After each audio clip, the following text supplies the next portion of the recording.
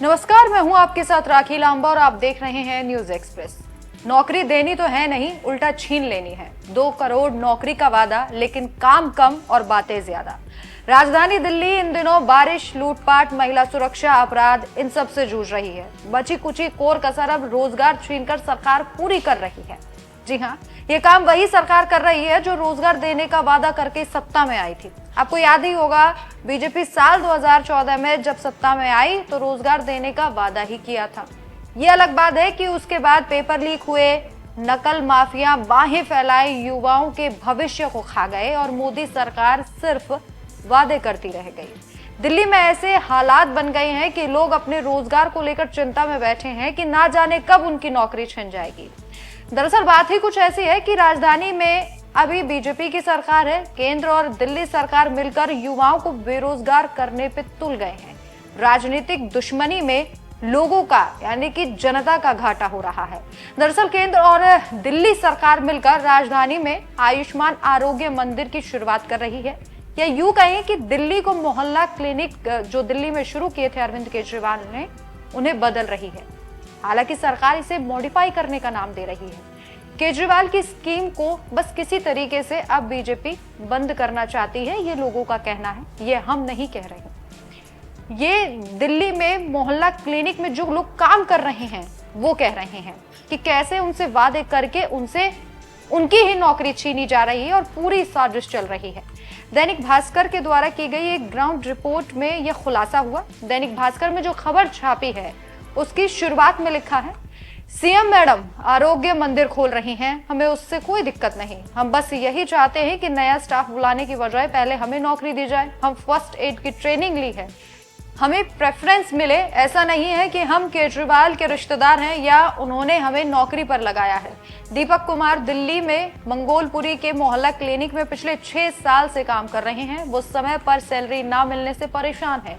अब दिल्ली में बीजेपी सरकार के हेल्थ स्कीम शुरू करने के बाद उन्हें नौकरी जाने का डर सता रहा है। दीपक की ही तरह कुछ स्टाफ के और भी लोग हैं जो आरोप लगा रहे हैं कि उनसे फोन कॉल पर इस्तीफा मांगा जा रहा है।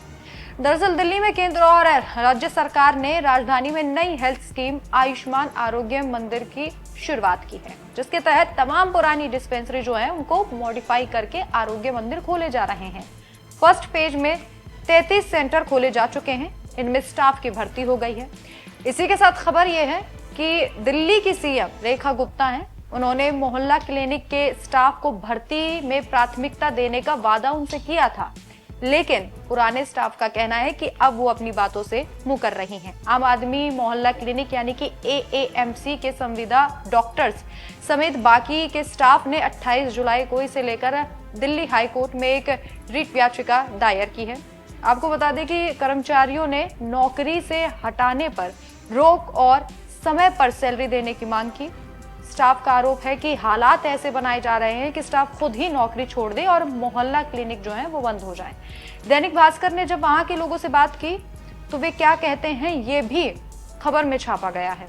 उन्होंने लिखा है, हमने मौजूदा हालातों को लेकर मोहल्ला क्लिनिक के स्टाफ से बात की। उनका आरोप है कि उन्हें एक एक कर बिना कारण बताए हटाया जा रहा है। कर्मचारियों से फोन कॉल पर इस्तीफे मांगे जा रहे हैं।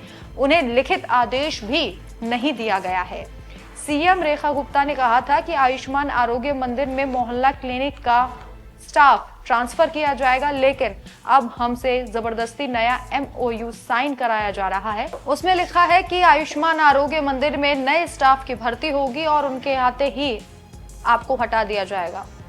इसका विरोध करने पर जबरन ट्रांसफर किया जा रहा है। इनके आरोपों को समझने के लिए हम मंगोलपुरी में मौजूद मोहल्ला क्लिनिक पहुंचे। यहाँ हमें दीपक कुमार मिले। वो मोहल्ला क्लिनिक में 2019 से काम कर रहे हैं और मल्टीपर्पज वर्कर यानी कि MPW की पोस्ट पर तैनात है। दीपक इससे पहले DTC बस में कंडक्टर की नौकरी करते थे। वे सिलेक्शन को लेकर बताते हैं कि 2018 में दिल्ली सरकार ने मोहल्ला क्लिनिक में नियुक्ति के लिए फॉर्म निकाला था। दिल्ली की IP यूनिवर्सिटी ने एग्जाम भी लिया और उनकी रैंक 180 आई थी। सिलेक्शन भी हो गया, जिसके बाद 25 अगस्त 2019 को उनकी भर्ती हो गई।